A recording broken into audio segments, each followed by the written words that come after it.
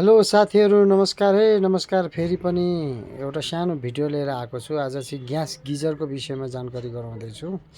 यो एउटा हिलटेकको gas geyser मेरो वर्कसपमा आइपुगेको छ। यो गिजर चाहिँ हाम्रो मुभी बनाउनु हुने एकजना डिरेक्टर साहेबको हो। यो चाहिँ यसको समस्या चाहिँ के हो भन्दाखेरि 5 सेकेन्ड जति आगो बले पनि फेरि निप्ने के। आगो फेरि स्टार्ट गर्यो, अलिकति बल्ने, फेरि निप्ने के। यस्तो समस्या भएको रहेछ हैन। अनि यो समस्या चाहिँ विशेष गरेर थाहा भएको चाहिँ थर्मोस्टेटको कारणले हुन्छ हैन। यस विषयमा अब एक एक गरेर के भएको हो भन्ने कुरो चाहिँ अब खोलखाल गरेर हेरेपछि नै थाहा हुन्छ। तर कतिपय समस्या चाहिँ अब त्यो थर्मोस्टेटको कारणले हुन्छ। अब यसरी खोलियो, अब खोलिसकेपछि चाहिँ अब हजुरको हेर्नुहुन्छ भने यो म्याजिक बक्स भयो हैन, त्यसपछि रिलेयर भयो। यसको अब धेरै कुराहरू हुन्छन् क्या यो भित्र हैन।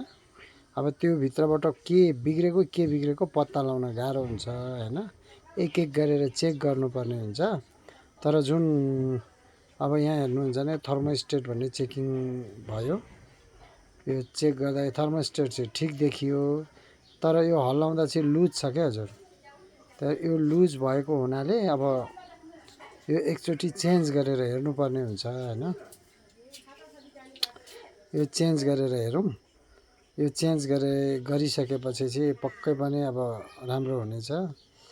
यो चाहिँ तपाईँको सेम यो थर्मोस्टेट भन्छ यसलाई चाहिँ हिटिङ क्या। अब कस्तो हुन्छ भने अब ओभर हिटिङ हुने बित्तिकै कट गर्ने सिस्टम हो यो। कहिलेकाहीँ अब हामीले बाई मिस्टेक अब तपाईँको आगो बलै भयो भने अब त्यो त सबै पग्लिन्छ नि त हैन। पानी नभएको अवस्थामा पनि आगो बलिरह्यो भने हो त्यस्तो अवस्थामा नि यो थर्मोस्टेट भन्छ यसलाई चाहिँ कट गरिदिने हो निश्चित। अब टेम्परेचरसम्म यसले बढ्न दिन्छ अनि कट गर्छ क्या। अब यो हेर्दा सामान्य जस्तो लाग्छ गिजर, तर यो भित्र विभिन्न किसिमको सिस्टमद्वारा चाहिँ अलि सेफ्टीको लागि चाहिँ बनेका हुन्छन् है।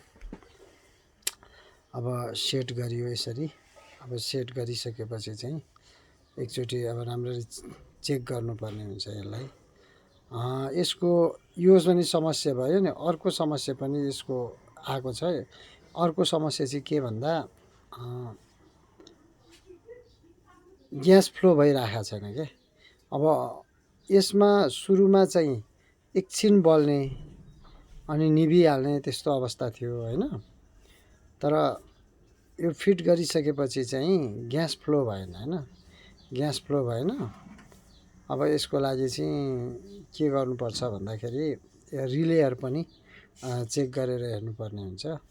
अहिले चाहिँ यो थर्मोस्टेट चेक गर्दाखेरि के भन्छ थर्मोस्टेट हामीले फिट गरिसकेका छौँ। अब प्याक गरेर अब एकचोटि चेक गर्नेछौँ। र हजुरहरूको नि यस्तै प्रब्लमहरू समस्याहरू छ भने कमेन्ट गर्नु होला। अनि यसो हौसलाको लागि लाइक सेयर पनि गरिदिनु होला।